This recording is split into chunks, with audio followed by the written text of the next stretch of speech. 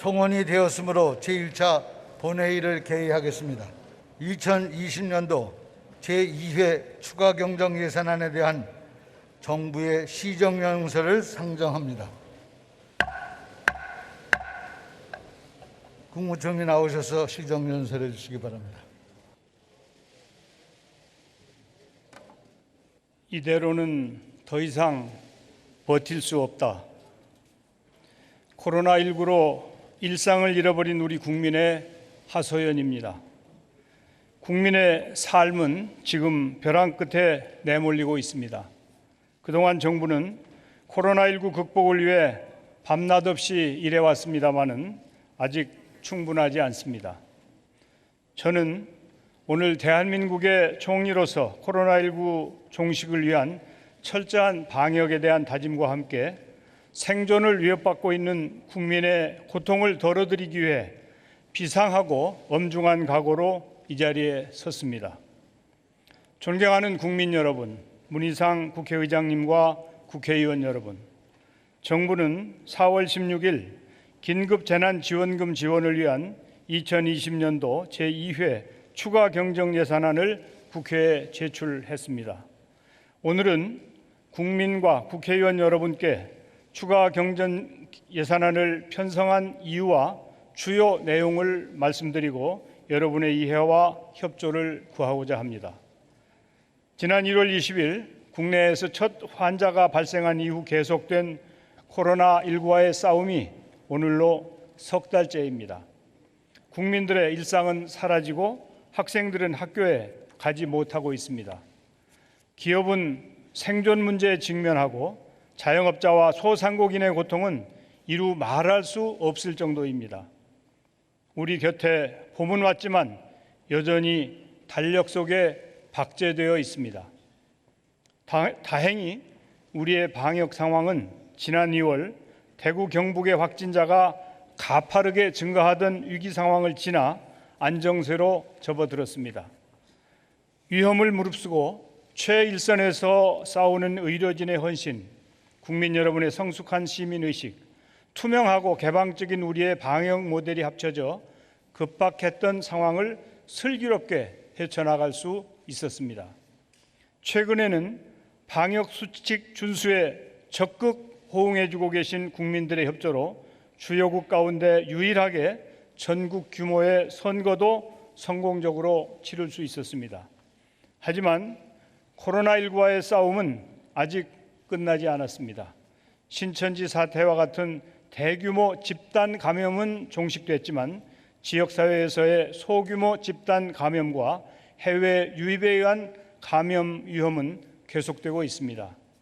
미국과 유럽에서는 연일 대규모 환자가 발생하고 있고 중남미, 아프리카 등으로 감염이 확산되고 있습니다. 감염력이 높은 코로나19의 특성을 고려하면 우리나라 상황이 안정된다 하더라도 해외 유행이 계속되는 한 결코 안심할 수 없습니다. 지난주 IMF는 코로나19로 인해 올해 세계 경제 성장률을 연초 전망보다 6.3%포인트 낮춘 마이너스 3.0%로 하향 조정하여 대공황 이후 최악의 경기 침체를 겪을 것으로 전망했습니다. 우리나라 성장률은 3.4%포인트 낮춰 마이너스 1.2%가 될 것으로 예측했습니다. 신속한 조기 방역과 경기 대응 노력 덕분에 OECD 국가 중 하향 조정폭이 가장 적으나 그럼에도 1997년 외환위기 이후 최저입니다. 실물 경제 지표에도 코로나19의 영향이 반영되기 시작했습니다. 산업 생산과 투자, 소비 모두 2월 들어 감소했고 수출도 4월 들어 큰 폭으로 줄고 있습니다. 항공, 여행, 숙박 등 매출이 급감한 분야의 기업들은 신용등급이 하락하고 매달 돌아오는 차입금 상환에도 근심이 커지고 있습니다. 자영업자들은 소비 절벽으로 인해 절박한 위기 상황에 내몰리고 있습니다. 3월 취업자 수가 전년 동기 대비 19만 5천 명 감소하고 구직급여 신규 신청자 수가 25% 증가하는 등 고용 지표도 급격히 악화되고 있습니다. 많은 업종의 근로자들이 실직과 소득 감소로 생활의 어려움을 호소하고 있습니다. 정부는 그간 코로나19 피해를 최소화하고 민생 안정과 경제 활력 제고를 위해 32조 원 규모의 실물 경제 피해 대책, 100조 원 규모의 금융 안정 대책 등 총 150조 원 규모의 지원 대책을 단계적으로 마련하며 대응해 오고 있습니다. 특히 고용유지 지원금 등 사회 안전망을 확충하고 저소득층과 아동이 있는 가구에 총 2조 1천억 원의 소비 쿠폰을 지급하는 등 취약계층 보호를 위해 노력해 왔습니다. 그러나 코로나19 피해가 경제 전반으로 확산되면서 취약계층을 대상으로 하는 현행 복지제도로는 광범위한 피해계층을 지원하는 데 한계가 있습니다.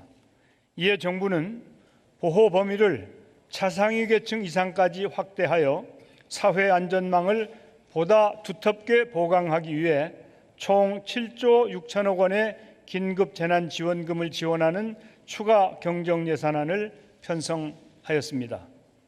긴급 재난지원금은 코로나19 사태로 어려움을 겪고 있는 국민의 소득과 생계를 보장하고 소비를 진작시킬 수 있을 것으로 기대합니다.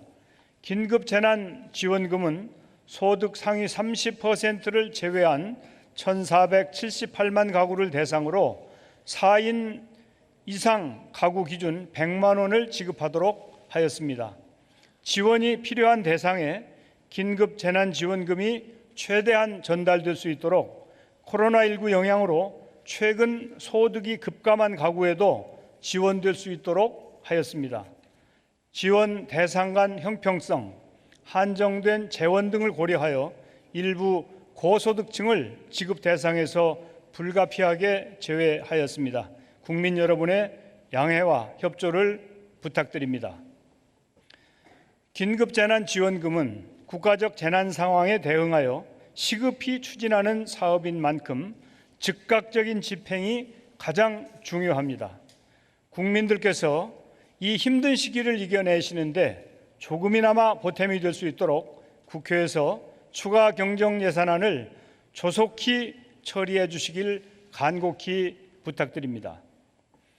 정부는 추가 경정 예산안이 국회를 통과하는 대로 신속히 긴급재난지원금을 지급할 수 있도록 중앙과 지자체 간 협업체계를 구축하여 집행 준비를 철저히 하고 있습니다. 지방자치단체가 자체적으로 추진하는 생계 지원 사업과 조화롭게 시행될 수 있도록 사업 계획을 조율했습니다. 추가 경정 예산안의 재원은 금년도 예산의 조정, 기금 재원의 활용 등을 통해 전액 충당하였습니다. 조정된 사업은 코로나19로 집행이 어렵게 되었거나 금리, 유가 등 경제 지표 변화에 따라 절감이 가능한 사업비를 반영한 것입니다. 존경하는 국민 여러분, 의원님 여러분, 코로나19가 앞으로 어떻게 전개될지, 언제 끝이 날지 예단하기는 어렵습니다. 정부는 가능한 모든 상황을 염두에 두고 세계에서 가장 성공적으로 위기를 극복할 수 있도록 앞으로도 최선을 다할 것입니다. 경기와 고용 상황을 긴밀히 점검하면서 필요한 대책을 적기에 마련하겠습니다. 과거에 경험하지 못한 위기 상황에 직면한 만큼 전례에 얽매이지 않고 과감히 정책을 추진해 나가겠습니다. 코로나19 사태 이후 세상은 생활, 경제, 사회 전반에 걸쳐 지금과는 확연히 달라질 것입니다. 이미 온라인 쇼핑이 확대되고 있고 원격 교육, 재택근무 등 다양한 형태의 비대면 서비스가 활성화될 것입니다. 바이오와 의학 산업 등 신산업 성장도 가속화될 것입니다. 코로나19 이후의 세상에서 우리의 사회와 경제가 한 단계 도약할 수 있도록 지금부터 대비해 나가겠습니다. 우리의 코로나19 대응 노력을 세계가 모범 사례로 인정하고 있듯이 위기 속에서 우리 국민들의 저력이 더욱 빛을 발휘하고 있습니다. 이러한 저력을 바탕으로 우리가 힘을 합한다면 포스트 코로나 사태를 선도할 수 있습니다. 위기를 기회로 바꿀 수 있도록 지혜를 발휘하는 데 정부부터 앞장서겠습니다. 추가 경정 예산안과 함께 각종 민생 개혁 법안들이 국회 통과를 기다리고 있습니다. 코로나19 대응을 위한 학교 보건법과 출입국 관리법, 디지털 성범죄 방지를 위한 형법과 성폭력 범죄 처벌법, 어린이 안전을 위한 도로교통법과 교통안전법 등이 20대 국회에서 처리될 수 있도록 의원님들의 협조를 당부드립니다. 20대 국회 임기가 이제 한 달여 남았습니다. 지난 4년간 의정활동에 힘써주신 의원님 여러분께 깊이 감사드리며 이번 임시국회에서 유종의 미를 거둘 수 있기를 바랍니다. 마지막으로 코로나19라는 초유의 사태에도 흔들리지 않고 위대한 대한민국의 역사를 만들어 가시는 국민 여러분께 대한민국 정부를 대표해 깊은 감사의 인사를 드립니다. 현장에서 코로나19와 사투를 벌이고 계신 의료인, 구급대원, 방역대원 여러분이 대한민국의 영웅입니다. 착한 임대료, 헌혈 챌린지, 릴레이 기부, 철저한 자가격리에 앞장서고 계신 국민 여러분이 대한민국의 영웅입니다. 우리 주위 곳곳에 계신 대한민국 영웅들이 위축되지 않고 일상을 회복할 수 있도록 여야 의원님들께서 도와주십시오. 감사합니다.